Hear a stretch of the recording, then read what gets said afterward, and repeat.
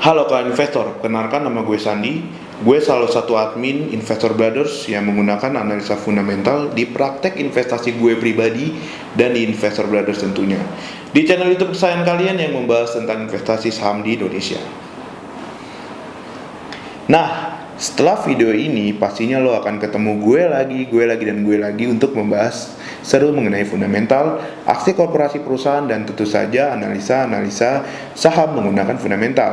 Di video kali ini gue akan membahas mengenai laporan keuangan. Mungkin investor baru atau bisa juga kita sebut sebagai investor angkatan COVID-19 pasti udah pada males deh mendengar sesuatu yang berbau-bau ribet, apalagi membaca laporan keuangan yang kalau kita lihat halamannya udah bikin enak duluan.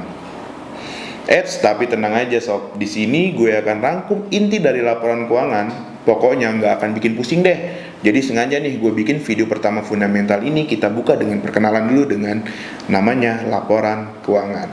Baru bertahap kita masuk ke analisanya. Ya udah, tanpa basa-basi lagi, langsung aja kita masuk ke intro.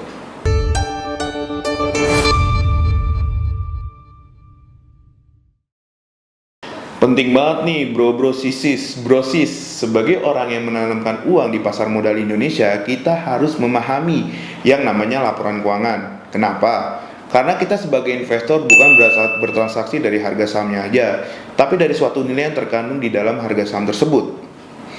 Kita juga harus memperhatikan performa dari bisnis perusahaan yang sahamnya kita beli, agar kita mengetahui bahwa perusahaan tersebut memiliki bisnis yang baik saja atau bahkan memiliki resiko yang besar seperti penurunan performa akan mempengaruhi nilai di masa yang akan datang, atau bahkan perusahaan memiliki hutang yang besar dan bila terjadi pailit akibat dari gagal bayar hutang, bahaya banget tuh nantinya. Nah, informasi itu semua ada di laporan keuangan, dari beberapa besar pendapatannya, laba bersihnya, hutangnya, sampai informasi sumber pendanaan dan untuk apa saja uang tersebut digunakan. Ada 4 periode laporan keuangan yang dilaporkan oleh perusahaan dalam 1 tahun. Kita bisa lihat keempat periode tersebut melalui website idx.co.id. Lalu ke laporan keuangan perusahaan tercatat. Periode pertama yaitu kuartal 1 atau 3 bulan pertama dalam 1 tahun. Terdiri dari hasil laporan perusahaan dalam menjalankan bisnisnya mulai bulan Januari hingga bulan Maret.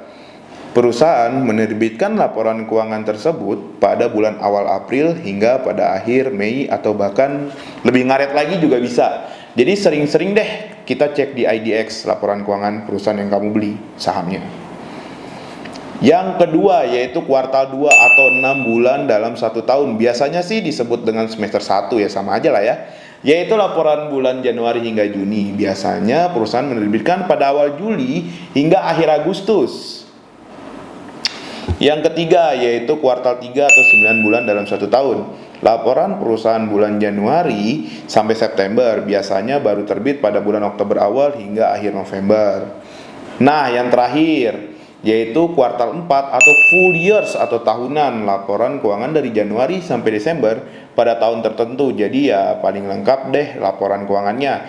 Di sini kita bisa bandingkan sama laporan-laporan tahunan sebelumnya.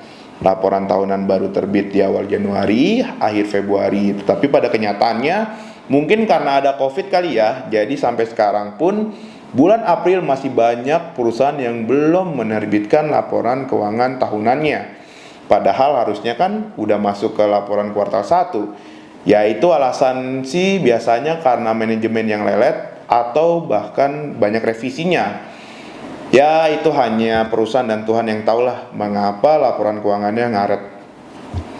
Di dalam laporan keuangan terdiri dari 3 bagian. Yang pertama ada neraca atau balance sheet. Ini isinya ada aset perusahaan dari gedung, kendaraan, alat produksi, dan lain-lain. Kedua ada liabilitas atau hutang. Nah di liabilitas ini menjadi 2 bagian, yaitu jangka pendek dan hutang jangka panjang. Ya kalau jangka pendek itu hutangnya harus dibayarkan dalam 1 tahun, kurang dari 1 tahun. Kalau jangka panjang yaitu 1 tahun lebih. Bisa 10 tahun lah pokoknya, kayak nyicil rumah ya, 10 tahun hutangnya. Yang terakhir ada ekuitas, yaitu kekayaan bersih perusahaan. Ya pada intinya ekuitas itu modal perusahaan, yaitu aset perusahaan setelah dikurangi kewajiban. Bagian kedua ada income statement atau laporan laba rugi. Isinya ada pendapatan, laba usaha, earning per share atau EPS, dan lain-lain. Bagian ketiga ada cash flow atau arus kas. Di dalam cash flow ini berisikan informasi keluar atau masuk uang yang dihasilkan bisnis perusahaan, sumber dana perusahaan, dan lain-lain. Di dalam cash flow ini juga ada 3 bagian. Bagian pertama yaitu arus kas operasi. Sesuai dengan namanya, arus kas operasi ini berhubungan dengan operasional perusahaan, bisnis perusahaan. Jadi untung atau ruginya perusahaan dalam menjalankan bisnis utamanya bisa dilihat dari positif atau negatifnya arus kas operasi ini.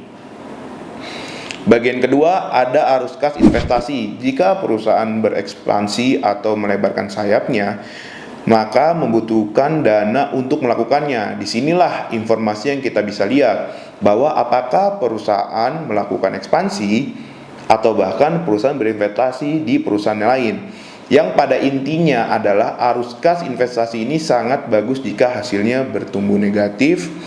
Kenapa negatif? Artinya perusahaan mengeluarkan uang untuk melakukan ekspansi bisnisnya. Bagian ketiga ada arus kas pendanaan. Ini berisikan informasi uang yang dikeluarkan selain untuk ekspansi. Contohnya penerimaan pinjaman bank, pembayaran hutang bank, pembayaran dividen jika ada, dan lain-lain. Tidak ada positif atau negatif yang bagus di dalam arus kas pendanaan, karena isinya hanya informasi saja. Yang harus diperhatikan bahwa jika memang perusahaan memiliki hutang bank, apakah perusahaan konsisten menyicil hutangnya tersebut, dan bisa dilihat nih dari arus kas pendanaannya. Oke, gitu aja dari gue. Jadi yang penting di sini kita udah tahu bagian di dalam laporan keuangan, isi dan beberapa fungsinya. Next, gue bakal jelasin apa aja yang harus diperhatikan di dalam laporan keuangan. Nah, jadi gue juga akan jelasin ciri-ciri perusahaan yang memiliki laporan keuangan yang bagus banget dan bertumbuh untuk kita investasikan di dalam perusahaan tersebut. Terima kasih, segitu aja dari gue. Business is fun, investing more than fun, salam investasi.